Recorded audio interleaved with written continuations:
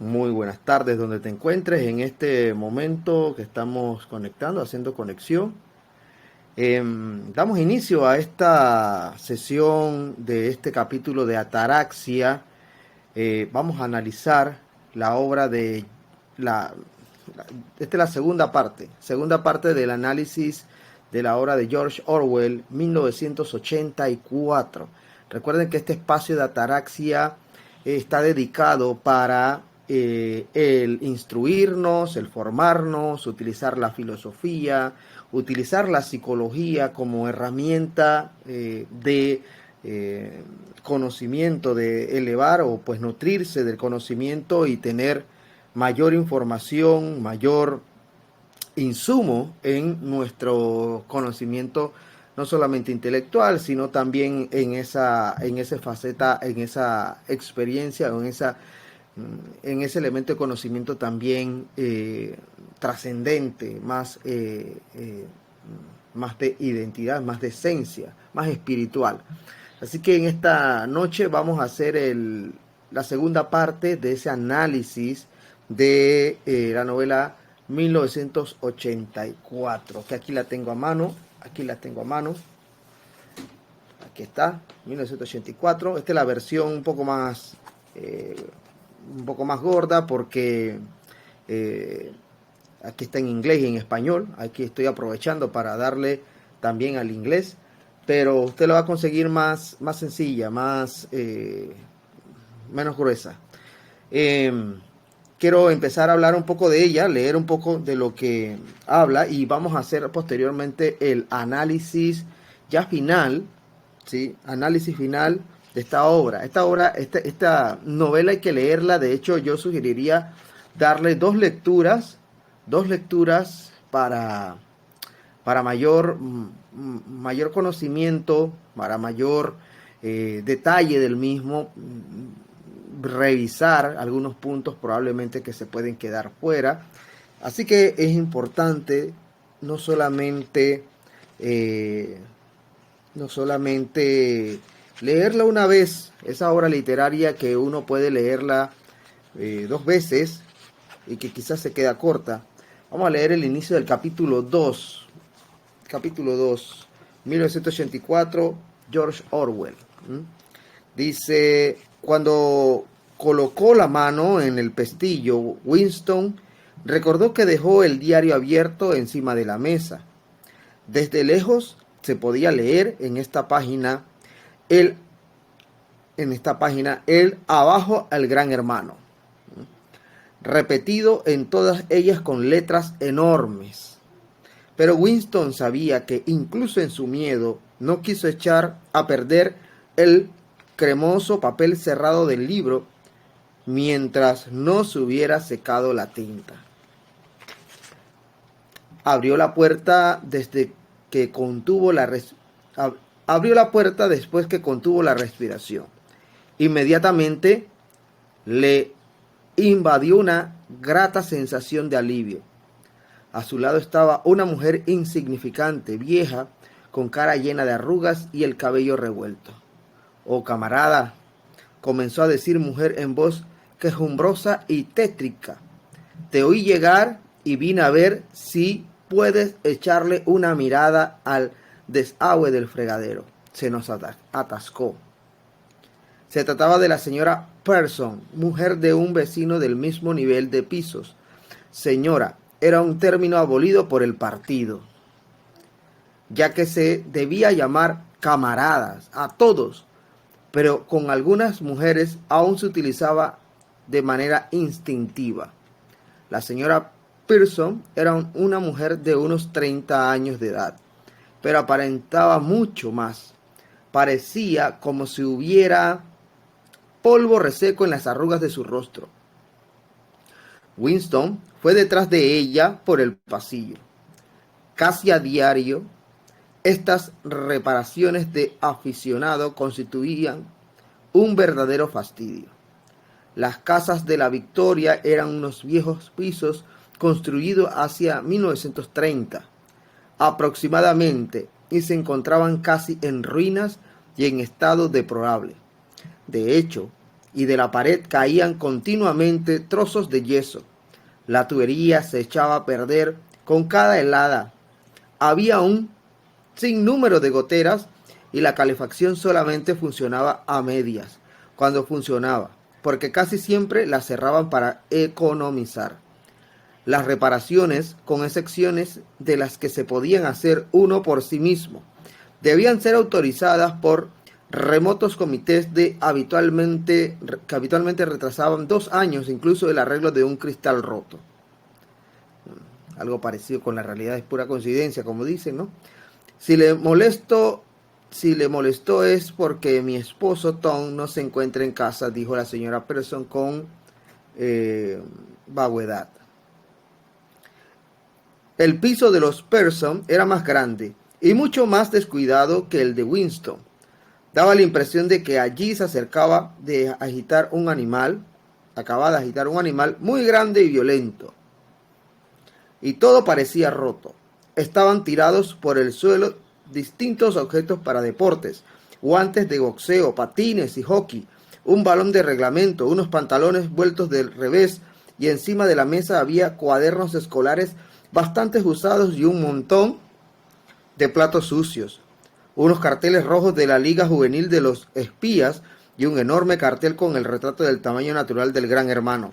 Estaban en las paredes. Claro, se podía percibir el acostumbrado aroma de verduras cocidas, que era el que dominaba en todo el edificio, pero el olor a sudor era más fuerte en este piso, lo que se percibía desde la primer instante, a pesar de que uno no alcanzaba a decir por qué era el sudor de una mujer que no estaba presente en ese momento.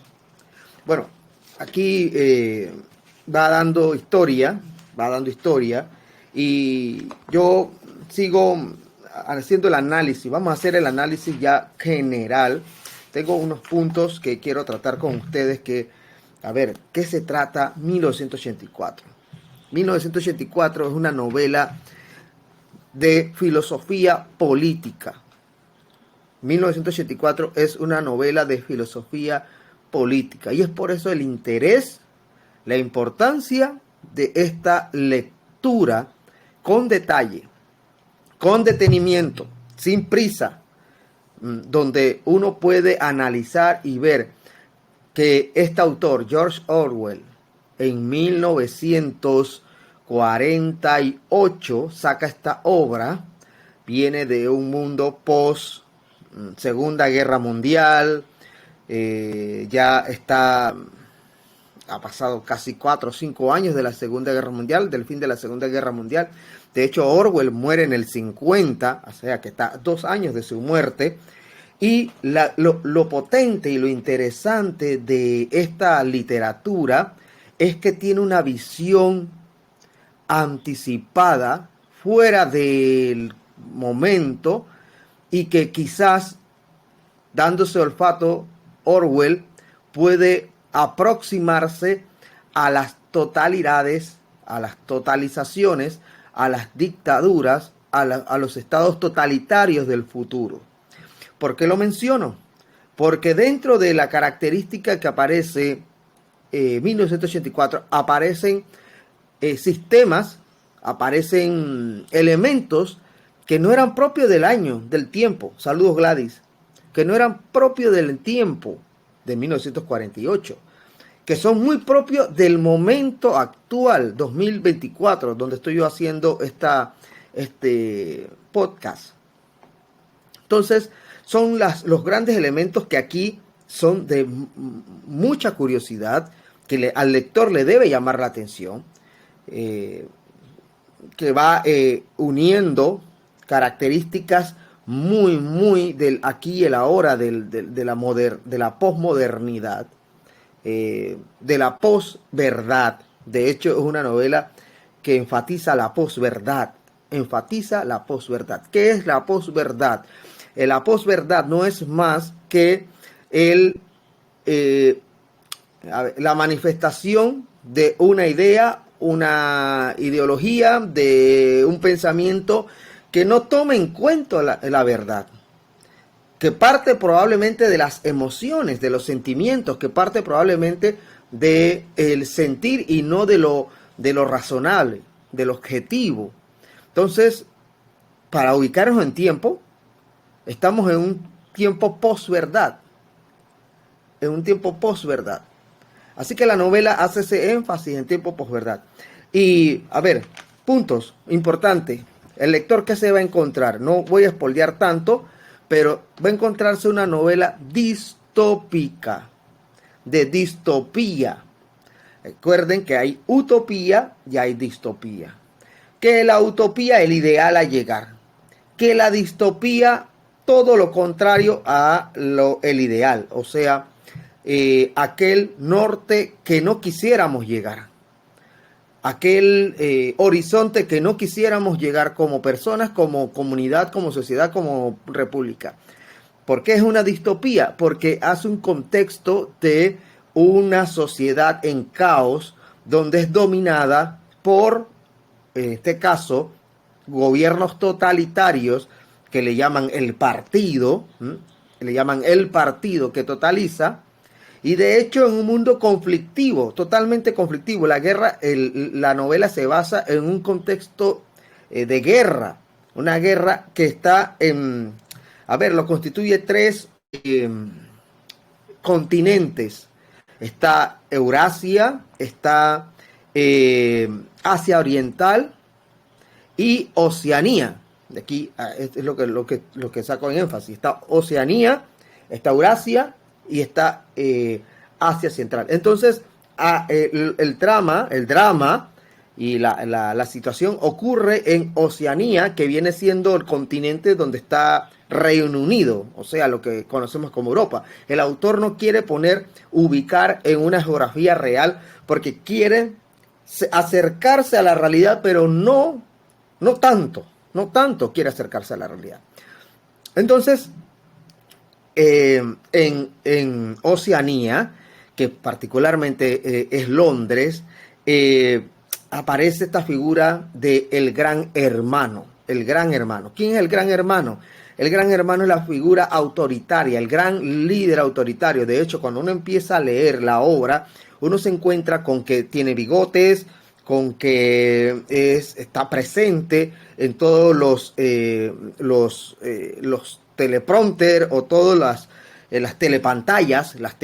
Existen unas telepantallas donde él se presenta continuamente y da órdenes de cómo vivir y cómo ejecutar el día a día. Bien, y aquí voy a compartir a los que están viendo la portada. Vamos a ubicar la portada. A ver, creo que si nos vamos aquí, sí. Bien, hay varias portadas que ustedes podrán observar.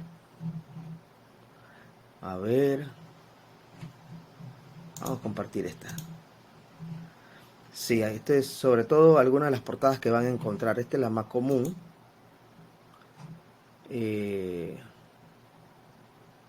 La más común de 1984. Entonces, ¿cómo se divide la sociedad en Oceanía? Se divide en tres extractos sociales. El primero está el partido interior, que es el 2%, pero tiene la mayoría de la gobernanza. El partido interior tiene un 2% de miembros o de ciudadanos. El partido exterior, que tiene un 13%, o sea que son las personas que no tienen mayor intimidad con el partido, que trabajan para el partido, que funcionan para el partido y no necesariamente están de acuerdo al partido, pero están sometidos al partido. Y el proletariado, que es un 85%, es más, ¿no? Es más, 85%, que es toda la gente en común. De hecho, viven en extrema pobreza, viven en un mundo caótico, viven en un mundo donde hay que supervivir, sobrevivir y no pues vivir. Están en total caos. Entonces esas son las tres, y no son castas, porque una persona que esté en el partido exterior puede pasar al partido interior. pero está dominado por esa figura autoritaria, una figura, lo interesante es que le colocan nombre, le colocan figura, el gran hermano,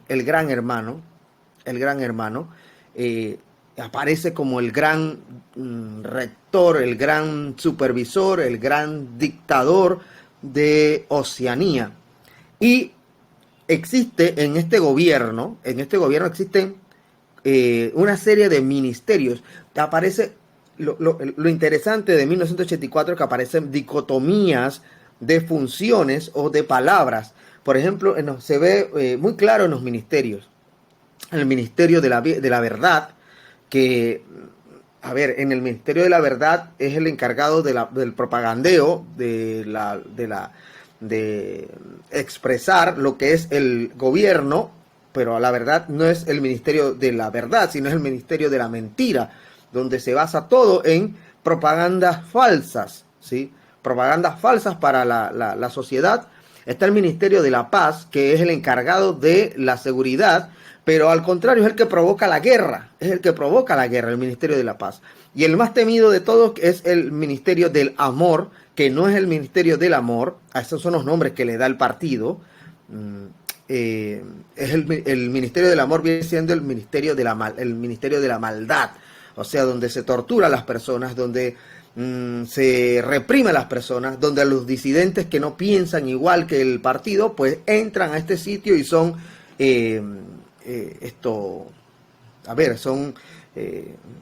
son abusados, son violentados, los castigan. Entonces, así se divide. Hay un ministerio más, el Ministerio de la Abundancia, que es todo lo contrario. No hay abundancia en Oceanía, como lo representa las figuras de los elementos de 1984. Entonces, lo primero que hay que encontrar es que es una novela distópica que habla de una realidad posible. Aparece el partido, tiene enemigos. Los enemigos son externos, los otros continentes, Asia Central, también Eurasia, pero también tiene enemigos internos. Está la hermandad, que es el conjunto de personas que están en contra y le hacen la contra, como decir los disidentes, o la guerrilla que hace contra a los que son del partido, y están pues dirigidos por Emmanuel Goldstein. Entonces, comúnmente cuando están sus 2 minutos de odio, porque ojo, en la novela hay un fragmento en que las personas pasan por 2 minutos de odio. 2 minutos de odio en que, sí, así tal cual, 2 minutos son para provocar el odio. Se colocan enfrente de estas telepantallas que se encuentran en toda la ciudad, en cualquier parte de la ciudad, y en cualquier momento el partido puede decir, son los 2 minutos de odio. Toda la población se tiene que ubicar frente a las telepantallas y empiezan a dar sus propagandeos de quiénes son los enemigos, y colocan, comúnmente aparece la figura de este tal Goldstein, que ellos han identificado como la oposición o el detractor del partido. Cualquier parecido con políticas reales, con políticas y poblaciones reales, estamos viendo un mundo orwelliano, y ahora vamos a entender por qué aparece el diálogo de un mundo orwelliano. Entonces, ¿quién es el personaje principal de esta novela? Un tal Winston, que trabaja para el partido, o sea que entendemos que es del partido exterior, pero que no está cómodo con las situaciones del partido. Él, de hecho, es lo que le toca vivir. Se levanta todos los días porque trabaja en el ministerio, ni más ni menos que en el Ministerio del Amor.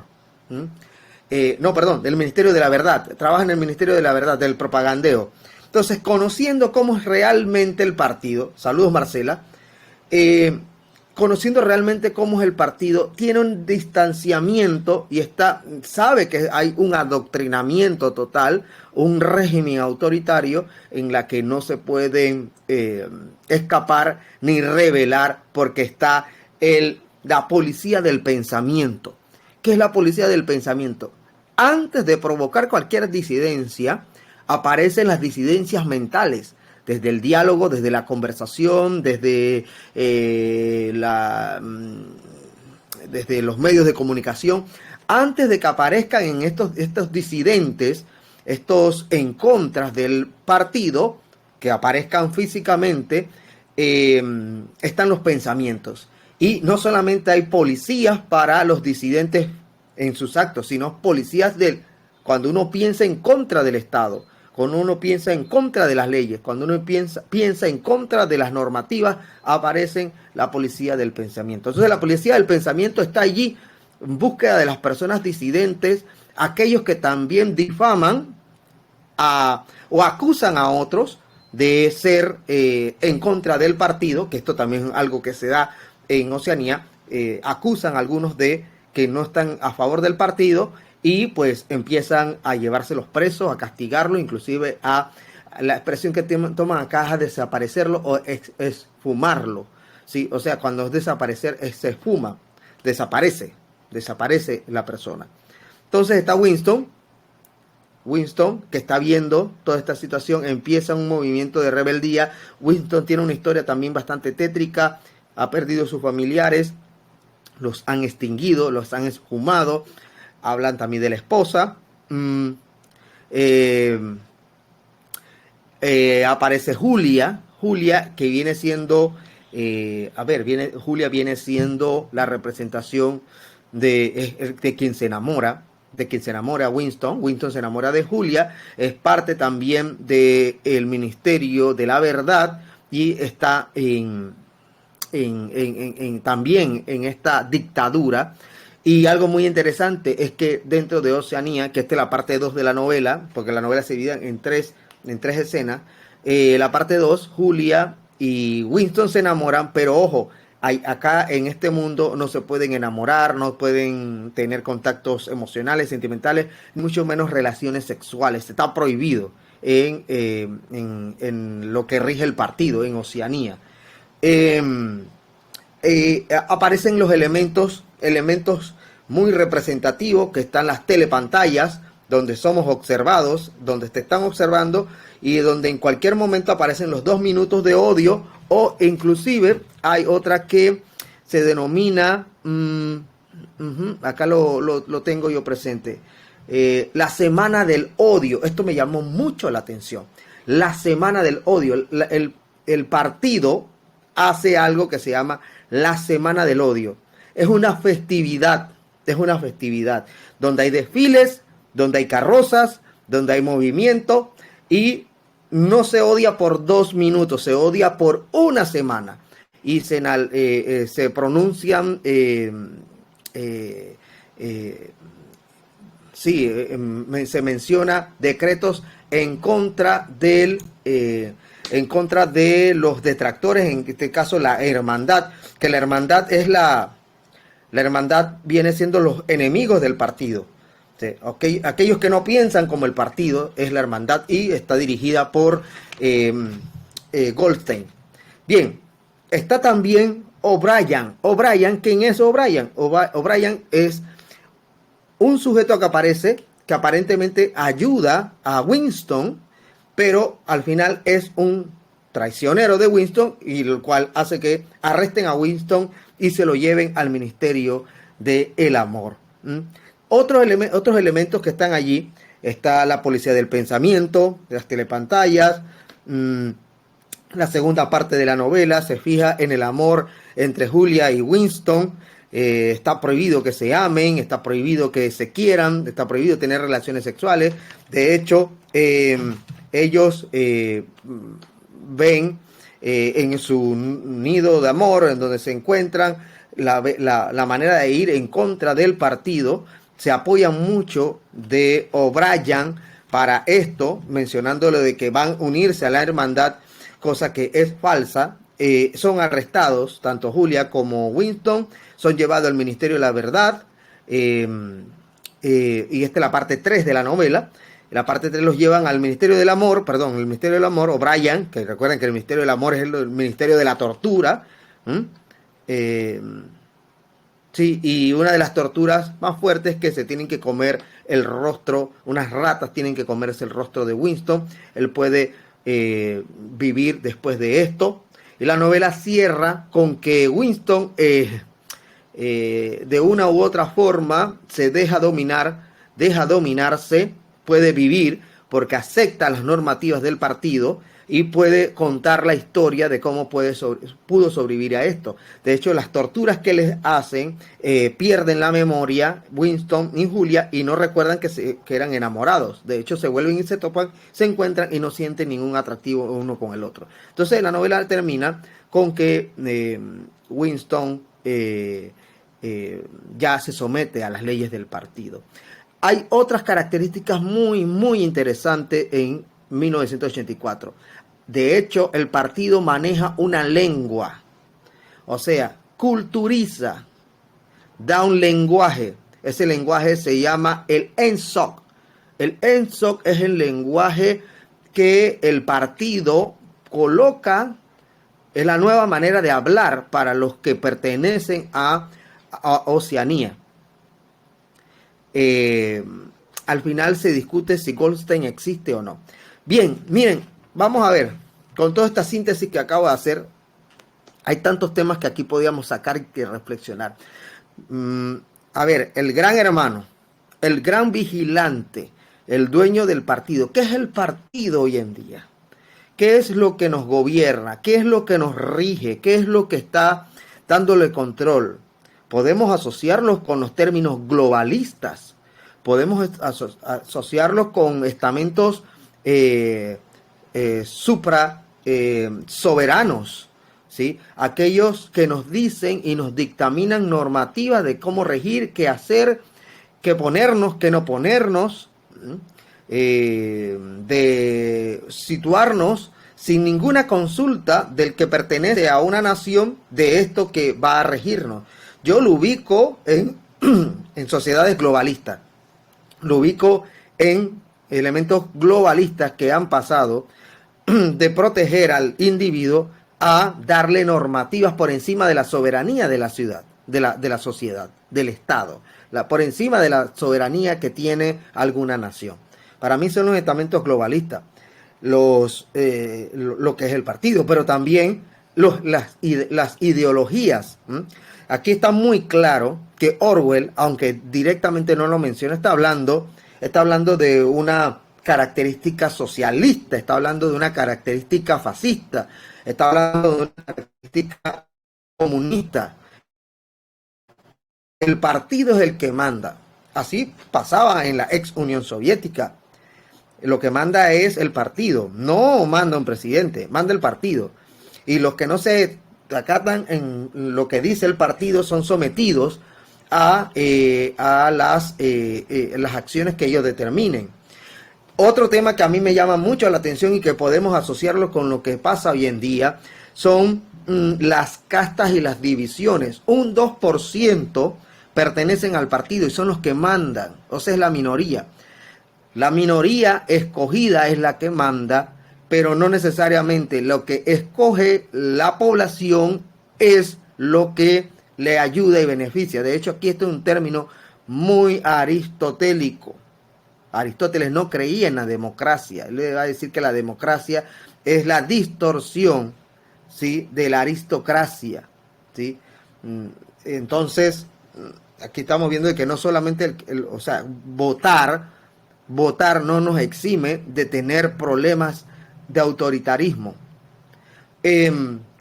También yo alineo esta novela con una autora, hay una autora alemana, judeo-alemana, sí, que es interesante leerla, al menos uno de sus primeros libros. Estoy hablando de Hannah Arendt. Hannah Arendt, donde tiene su libro Totalitarismo. Hannah Arendt. Bien, voy a compartir pantalla para que tengan referencia. Me refiero a este libro que está aquí, Totalitarismo, de Hannah Arendt, una obra, la verdad es que yo no la he leído, a no ser que sean síntesis, es una asignatura pendiente. Este es Hannah Arendt. Hannah Arendt, una judía alemana judía, y que posterior a la guerra habla de lo que es el totalitarismo, las políticas totalitarias, donde se disminuye la individualidad y se somete a una ideología. Me llama mucho la atención lo que habla 1984, y lo tomo con relación con Hannah Arendt. O sea, el George Orwell está muy alineado con lo que va a hablar en ese sentido con Hannah Arendt.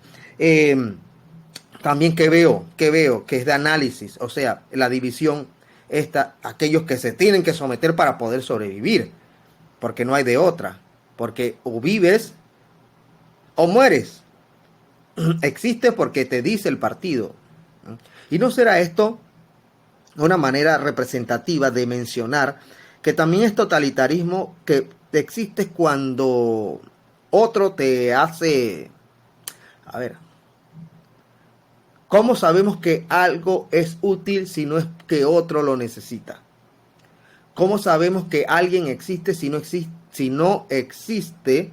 ¿Cómo sabemos que alguien existe si no es por la identificación del otro? El otro, la otra persona, contribuye a que yo aparezca, porque me identifica. Si no existiera el otro, no hay identificación del yo. ¿A qué me refiero? O sea, que el otro ayuda a que mi representación en la sociedad sea vigente, sea visible, sea tangible. Pero también hay estamentos, hay instituciones, hay producciones que en la que si no te señalan, no existe. Me viene a la mente esta como... Si no perteneces a un equipo, a un club, no perteneces a un clan social, si no perteneces al mundo de los que trabajan de 8 horas y que pagan sus rentas y que pagan sus necesidades vitales y que pagan impuestos, entonces no existe. Si no pagas esto, no existes. No existes. Si no tienes producción, no existes. Y aquí es la parte interesante de 1984, porque no solamente es que produzcas, sino que produzcas para el partido. No sé, aquí no aparece en ningún momento el vínculo de la sociedad privada. O sea, no existe la sociedad privada de 1984. En 1984 estaba viendo que es toda una sociedad para el Estado, un estatismo, se diría esto, un estatismo. Esto me llamó poderosamente la atención. Las guerras provocadas y también la persecución de los posibles disidentes, en este caso la hermandad, que al final no me queda muy claro si la hermandad existe o no, si existe Emmanuel Goldstein, pero a ver, el que dice el partido que es su enemigo, es su enemigo. El que no está de acuerdo a las leyes del totalitarismo son censurados. Hoy se ven tantos casos, se ven tantas situaciones. Estamos viendo, por ejemplo, las dos redes sociales que son bien utilizadas y que tienen mayor libertad. Está X y está Telegram, y las dos que están siendo perseguidas en este momento por los estamentos globalistas. Y esto es la verdad, esto es cierto, esto es lo que está pasando. No existe esta libertad de opinión como realmente se están manifestando. Nos estamos haciendo eco de estas maneras para, por medio de la formación, tener una conciencia y un criterio formado. A ver, la policía del pensamiento. Y aquí está muy, muy interesante, porque la policía del pensamiento está no solamente cuando aparecen los actos disidentes, sino cuando existe un pensamiento disidente.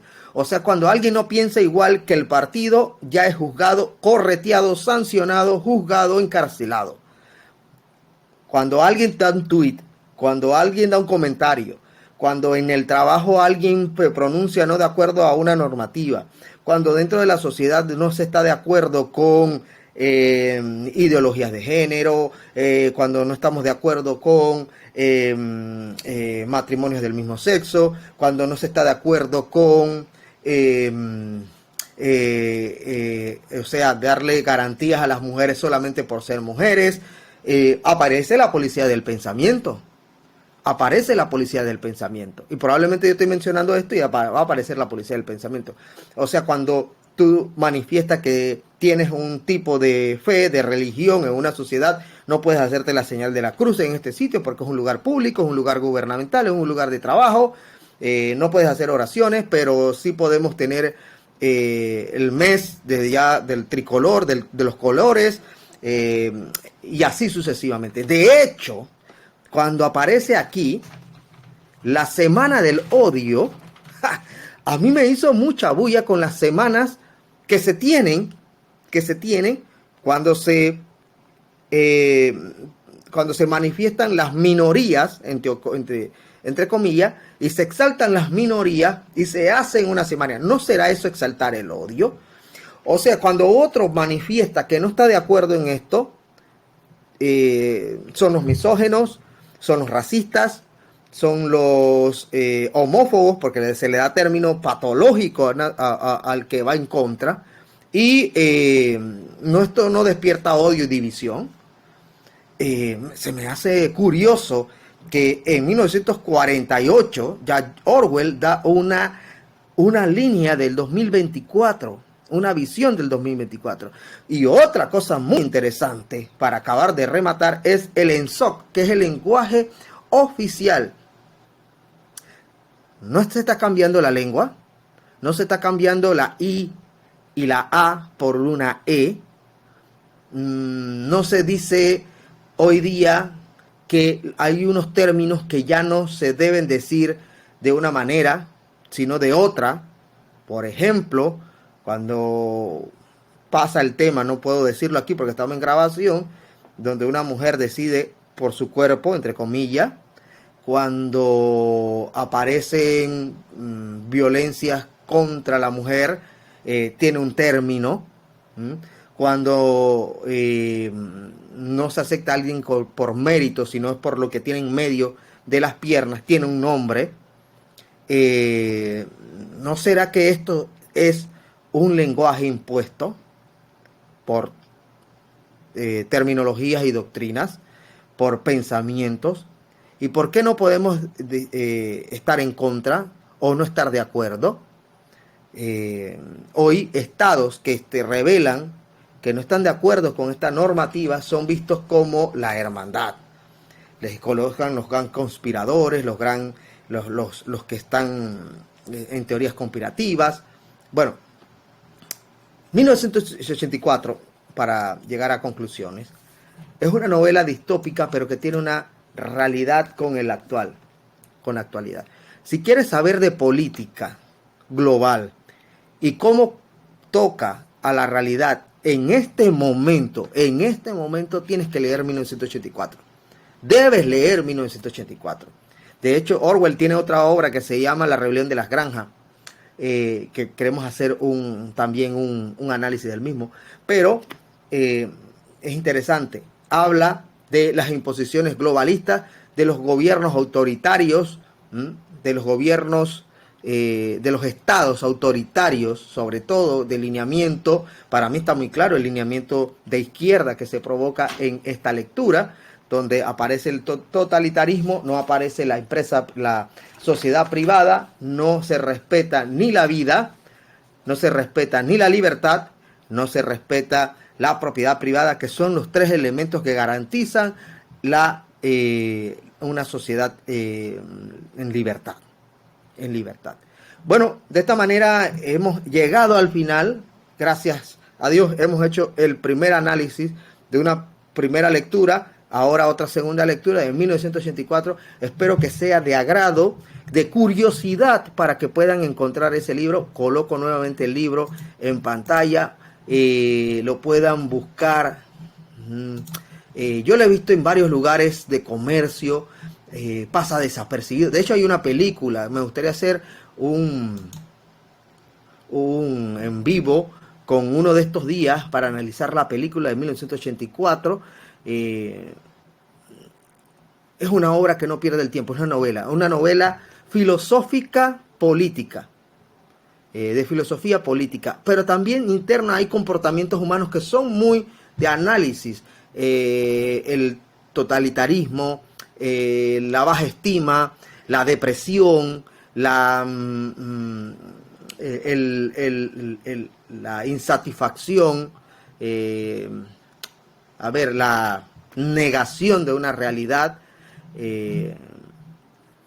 bueno, tantos puntos psicológicos que podemos ver en esta obra literaria de los que aparecen allí en presencia. Bueno, lo dejamos de este tamaño. Gracias por su presencia. Esto lo pueden ver. Recuerden seguirme en mi canal de YouTube de Filosofía y Psicología y en Spotify en Ataraxia. Que tengan todos un excelente día, excelente noche, excelente tarde.